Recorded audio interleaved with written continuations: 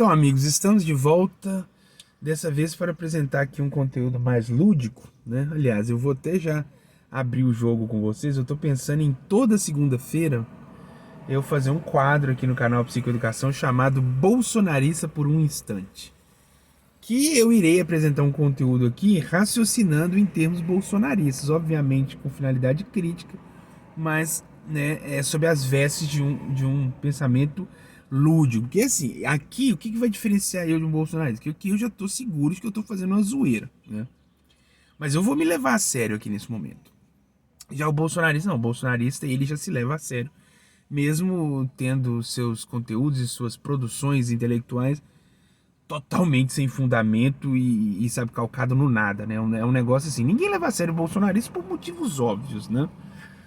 Eles criam afirmativas que, sabe, estão à deriva ali no pensamento deles mesmos. Então, o quadro de hoje, né? Hoje eu vou querer colocar aqui para iniciar esse quadro o tema eleições 2022, que já é objeto de conspiração dos bolsonaristas há muito tempo, né? E só que a forma como eles tentam pintar o ambiente de fraude é completamente estapafúrdio e, novamente, ninguém leva a sério, porque não tem tato com a realidade, né?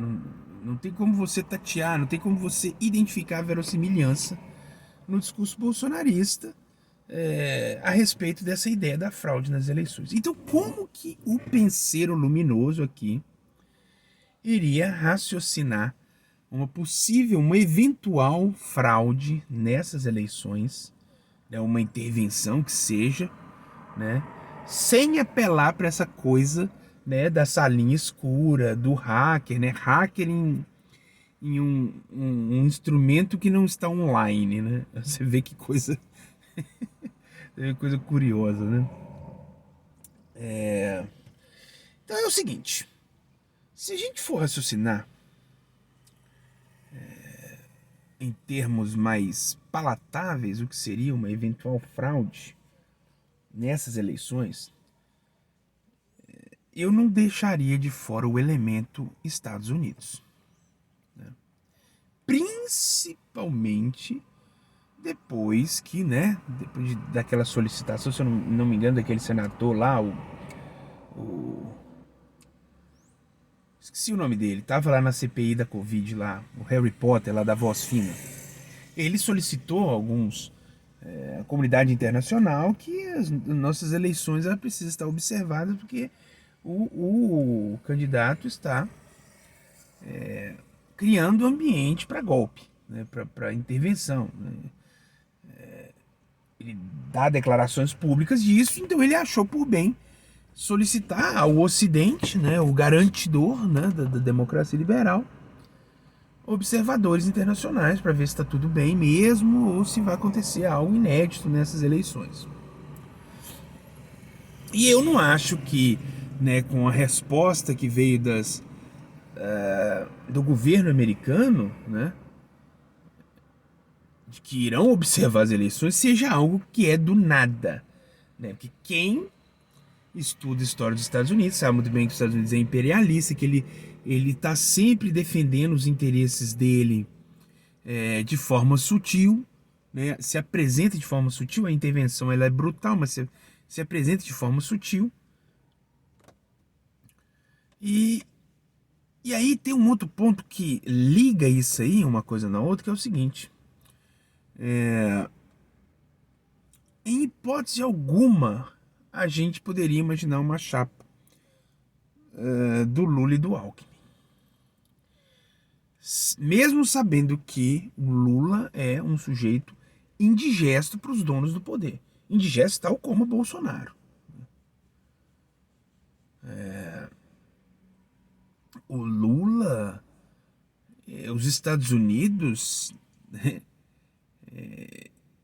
tem algumas documentações aí que deixam claro que a Lava Jato tem o dedinho dos Estados Unidos em todos os pontos, seja para beneficiar ou para ferrar a Lava Jato, né? Desde Verdivaldo até o próprio Departamento de Inteligência americano, né? A CIA, em auxiliar o Moro em algumas questões. E o Moro, por sua vez, auxiliar os outros delegados lá da Força Tarefa e tal.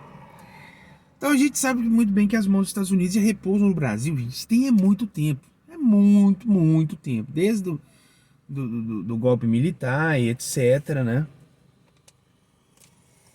Então, assim, se for para raciocinar em termos de golpe, né?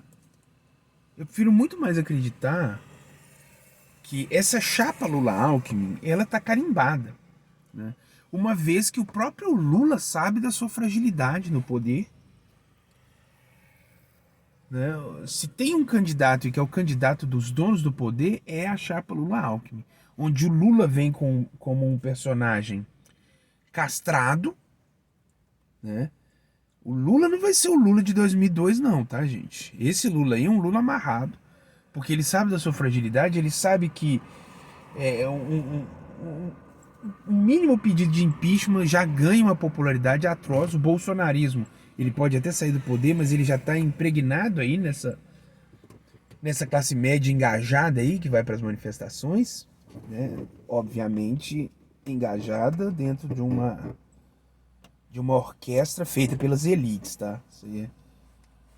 Acho que nem precisa entrar nesse detalhe, não, é um trem meio que óbvio, né? O Lula vai vir amarrado. E assim, o pior, né? Pior, o Lula sabe disso. Ele tá aceitando, porque foi uma forma de trazer novamente o PT ao poder depois de tudo, né? Depois de toda a exaustão. Mas graças ao Bolsonaro ser tão insatisfatório em termos de tanto para o Brasil quanto para o mundo, né? O Bolsonaro ele é um sujeito amargo, não só para quem é da esquerda, até mesmo para gente que é da direita, né? O Bolsonaro não é exemplo para nada e ele é um sujeito que ele não tem, sabe? Ele acha que esses sincericídios dele aí é based, é algo autêntico, né? Ele não tá nem aí pro decoro, ele não tá nem aí para nada. Assim, eu consigo entender o fato de que o mundo todo acha o Bolsonaro indigesto. Você pode ver os setores culturais de todos os países já vê o bolsonarismo e o Bolsonaro no Brasil como uma mácula, um flagelo na história da democracia brasileira, né? A democracia recente que surgiu com a assim que a Constituição de 88 foi promulgada, né? Então o bolsonarismo ele já é entendido como isso aí. Então, assim, há um empenho verdadeiro do mundo em querer tirar esse sujeito do poder, né? E aí eu não duvido que possa existir uma movimentação, né, tal como aconteceu de nações completamente antagônicas em suas visões de mundo, por exemplo, Churchill, Roosevelt e Stalin unidos contra o Führer. É muito provável que a gente pode ver aí China e Estados Unidos unidos para romper com o bolsonarismo. Porque diplomaticamente também o bolsonarismo ele é amargo. Principalmente, né? E talvez seja isso que poderia motivar esses organismos internacionais que estão aí conectados com os donos do poder, né? Os bancos, os grandes corporativistas e tal. Volto a dizer, o Alckmin no governo Lula, nesse governo Lula, será o garantidor de que um programa político semelhante ao do Guedes vai ser mantido sob a complacência de um chefe de Estado que tem adesão, que é aceito mundialmente, né, que tem boa recepção no mundo intelectual, né, nas universidades. O Lula é cheio dos honoris causa, aí, né? Mas o Lula que ganhou os honoris causa não vão. Esse Lula tá morto, tá, gente? Esse Lula acabou. O que a gente tem aí é um Lula castrado das suas vocações e dos seus vislumbres políticos mais genuínos. A gente tem aí um Lula residual que vai estar amarrado na mão do mercado por intermédio do Alckmin. Ele tá indo nesses eventos, reuniões aí com banqueiros aí, estão sendo reuniões muito alinhadas, justamente porque eles sabem que o Lula tá amarrado. O próprio Lula tá fazendo questão. Chapa Lula-Alckmin. Eu e o Alckmin estamos juntos. Né? Não vou tomar nenhuma decisão sem consultar o meu vice aqui. Esse é um novo pacto político que está acontecendo em virtude do atual estado de coisas, né? A gente vendo, assim, isso, o bolsonarismo sendo visto assim a olho nu, né, por observadores internacionais e até mesmo pela própria esquerda, é a grande prova de que o Lula, mesmo dentro da visão da esquerda, sendo um traidor da classe trabalhadora, ele passa a ser um sujeito aceito, né? Porque aí ele aí de fato ele é considerado um mal menor, pelo menos para essa galera. E para qualquer pessoa de bom senso, né? No caso aí dessas eleições aí, tá muito fácil de você chegar à conclusão que o Lula é um elemento menos nocivo do que o Bolsonaro, né? Então essa aí é a minha conspiração, né? Ou seja, haverá uma fraude? Sim, a fraude nessas eleições vai ser a intervenção dos Estados Unidos de uma forma silenciosa, seja pelo dinheiro, seja com logística, mas que isso aí vai fazer com que Lula e Alckmin seja eleito para dar continuidade a um programa neoliberal,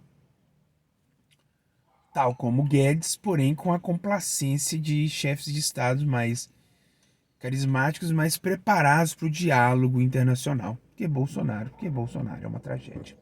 Então é isso, ficamos por aqui até o próximo vídeo. Ou melhor, até o próximo quadro bolsonarista por um instante.